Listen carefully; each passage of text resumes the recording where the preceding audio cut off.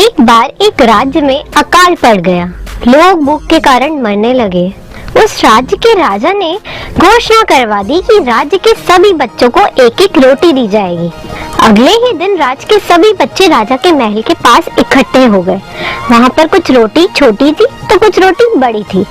सभी बच्चे बड़ी रोटी पाना चाहते थे, जिसके कारण उनकी आपस में धक्का मुक्की और लड़ाई होने लगी।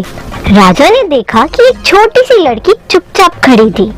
अंत में एक सबसे छोटी रोटी बची। उस लड़की ने उसे खुशी खुशी लिया और घर चली गई। दूसरे दिन भी ऐसा ही हुआ। जब रोटी बांटी जा रही थी तो तब भी उस लड़की को सबसे छोटी रोटी ही मिली। उसने खुशी खुशी रोटी ली और घर चली गई। घर जाकर जब वह रोटी खाने लगी तो उसमें से एक सोने का सिक्का निकला।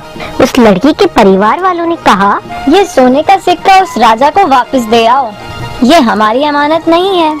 वो लड़की दौड़कर राजा के महल पहुंची और राजा से कहा, मेरी रोटी में से ये सोने का सिक्का निकला है।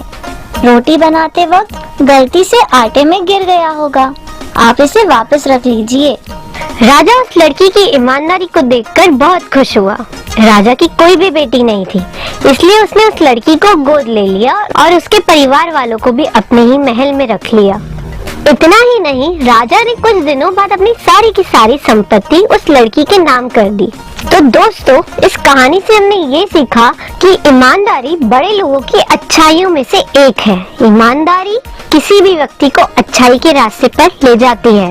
ईमानदारी व्यक्ति का मन शांत और स्थिर रहता है, इसलिए ईमानदारी आपको हमेशा बड़ा बनाए रखेगी।